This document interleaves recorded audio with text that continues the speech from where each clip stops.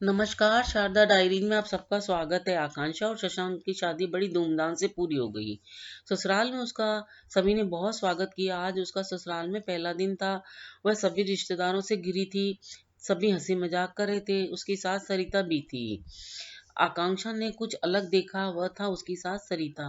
वह इन सबके बीच में कुछ अलग ही लग रही थी। वह कीमती गहनों कपड़ों को पहनने के बाद भी बेहद नीरस और उदास लग रही थी। एक दिन बाद सभी मेहमान चले गए सिवाय आकांक्षा की बहन अन्नू के।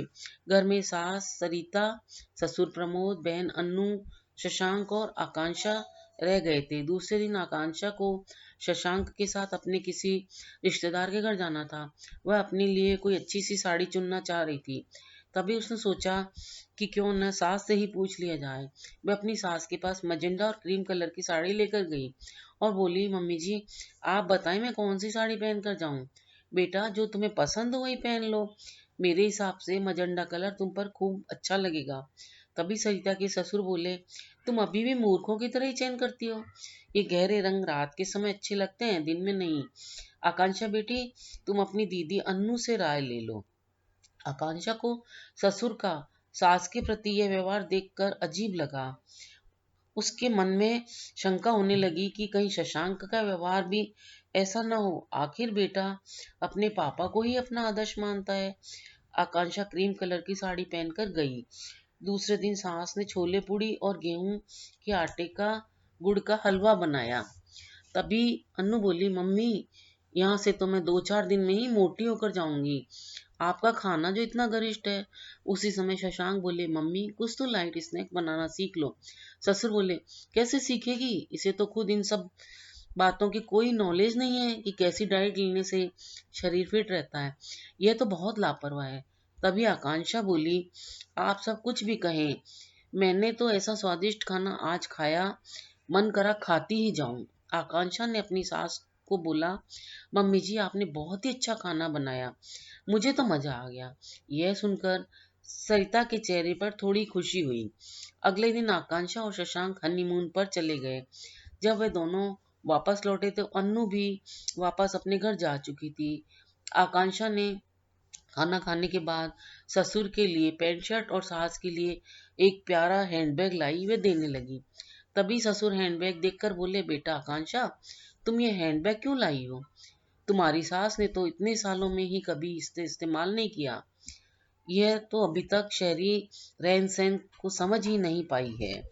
यह सुनकर आकांक्षा बोली, तो क्या हुआ पापा जी, अब काम में ले लेगी। मैं बहुत प्यार से लाई हूँ, जरूर इस्तेमाल करेगी। अगले दिन आकांक्षा के पति और ससुर दोनों ही ऑफिस चले गए। आकांक्षा की ऑफिस की अभी 1 सप्ताह की छुट्टियां बची हुई थी। वह रसोई में गई तो देखा सास नारियल के लड्डू बनाए थी। आकांक्षा को देखा तो सास बोली, आकांक्षा, तुम्हें नारियल के लड्डू बहुत पसंद है ना, वही बना रही हूँ, खा के देखो कैसे बने हैं। आकांक्षा ने लड्डू खाया तो लड्डू में गजब का स्वाद था। इस पर केसर और इलायची की मनमोहक सुगंध। लड्डू खाकर आकांक्षा बोली, वाह मम्मी जी, आपके हाथों में तो जादू है, आप तो गजब का स्वादिष्ट खाना बनाती हैं। इस पर सरिता बोली, इतने सालों से यही कर रही हूँ, अब भी स्वाद नहीं बना तो क्या फायदा। नहीं मम्मी जी, यह तो एक विशेषता है आपकी। उसकी सास सरिता घर के हर काम में बहुत ही सुघड़ थी, पर अपने रखरखाव के प्रति बहुत उदासीन थी। बातचीत करते हुए हॉल में लगी एक पेंटिंग्स पर आकांक्षा की नजर पड़ी। पेंटिंग में एक औरत का वात्सल्य प्रेम बहुत ही विशेष ढंग से बताया गया था। उसे देखकर आकांक्षा बहुत प्रभावित हुई और सास से पूछा, मम्मी जी, ये पेंटिंग्स मुझे बहुत ही सुंदर लगी, कहाँ से लाए? इस पर बोली, लाए नहीं, ये मैंने ही बनाई है। शादी से पहले मुझे पेंटिंग का बहुत शौक था। मैंने पेंटिंग का कोर्स भी किया और बहुत सारी पेंटिंग्स भी बनाई। साथ में पोस्ट ग्रेजुएशन की पढ़ाई भी करी। चलो मैं तुम्हें अपनी बनाई हुई पेंटिंग सिखाती हूँ। आकांक्षा को अपने कमरे में ले गई। वहां उसने बॉक्स में रखी सारी पेंटिंग्स आकांक्षा को दिखाई, जिसे देख वह दंग रह गई। इतनी सुंदर पेंटिंग्स उसने पहले नहीं देखी।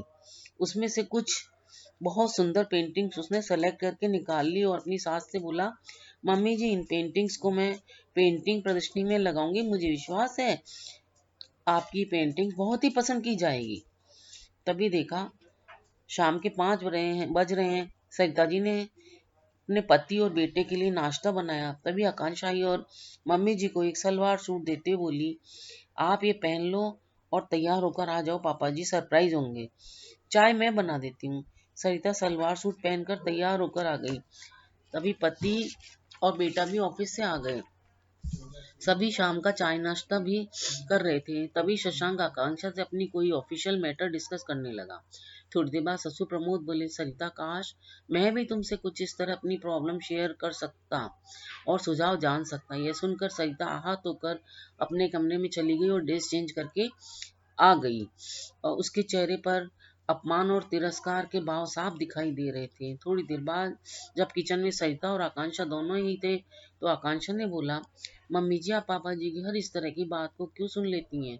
इस पर सरिता बोली, बेटा मैं तुम्हारी तरह स्मार्ट सुंदर नहीं हूँ, कोई जॉब भी नहीं करती, मुझे तो अब अपनी पढ़ाई और कला पर भी शक होने लगा है।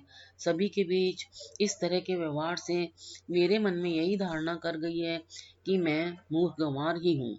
नहीं मम्मी जी, आपके नैन नक्श कितने सुंदर हैं, आप थोड़े से रख रखाव से अपने में निखार ला सकती हैं। आप अपने बारे में अच्छा सोचेंगी तो अच्छी ही लगेंगी। इंसान जैसा सोचता है वैसा वह बन जाता है। 1 महीने बाद टाउन हॉल में एक हैंडमेड पेंटिंग्स का प्रदर्शन हो रहा था। जैसे ही आकांक्षा को यह मालूम पड़ा, वह अपनी साथ के साथ साथ उनकी जो विशेष पेंटिंग्स उसने सेलेक्ट करी थी वे लेकर पहुंच गई और उन्हें प्रदर्शनी में रख दिया। दिन भर लोगों की भीड़ प्रदर्शनी में आती रही। इसी प्रदर्शनी में सरिता की 2 पेंटिंग्स, एक 15,000 रुपए में और दूसरी 10,000 में बिकी। ये देखकर और सुनकर सरिता को अपनी खुशी छिपाए नहीं छिप रही थी। इस पर लोगों की प्रशंसा भरी बातें अपनी पेंट्स के लिए सुनकर उसे विश्वास ही नहीं हो रहा था कि वह यही पेंटिंग्स है जो एक बक्से में पड़ी मेरी तरह वेलना की शिकार हो रही थी। आज सरिता में एक नई खुशी और जोश का संचार हो रहा था। घर आकर उसने अपनी बहू आकांक्षा को गले लगाया तो उसकी खुशी के आंसू निकल आए। जब आकांक्षा ने घर में यह बताया कि मम्मी जी की बनाई 2 पेंटिंग्स प्रदर्शनी में विशेष आकर्षण का केंद्र रही और एक 15,000 में और दूसरी 10,000 में 2 ग्राहकों ने खरीद ली। यह सुनकर पति प्रमोद और बेटा शशांक सरिता की ओर ध्यान से देख रहे थे। सरिता जी तो पेंटिंग्स की राशि पाकर भरोसा भी नहीं कर पा रही थी कि उनकी पेंटिंग्स इतनी कीमती और कद्र वाली होंगी। तभी बेटा शशांक बोला, आकांक्षा तुमने तो इतने कम समय में मम्मी की काया पलटी कर दी। इस पर आकांक्षा बोली, नहीं, योग्यता उनमें पहले से ही थी, बस हौसले की कमी थी। उनके हौसले को उड़ान दिए। अब सरिता जी को पेंटिंग्स की और भी डिमांड होने लगी और मैं पहले वाली सरिता से जुड़ गई। नई नई पेंटिंग्स बनाती, कई प्रदर्शनियों का आयोजन भी करती।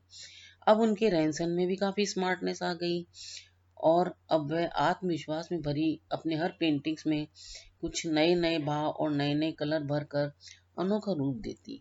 घर में सभी के लिए सरिता का यह नया रूप आश्चर्य और प्रशंसा से भरा था। सही भी है, हमें समय पर अपनी योग्यता पर भरोसा करके उसे हौसले के साथ आगे बढ़ाने पर ही सफलता मिलती है, जैसे सरिता को मिली। अगर आपको ये मेरी कहानी अच्छी लगी हो तो कृपया वीडियो को लाइक शेयर सब्सक्राइब करना ना भूलें। वीडियो देखने के लिए धन्यवाद।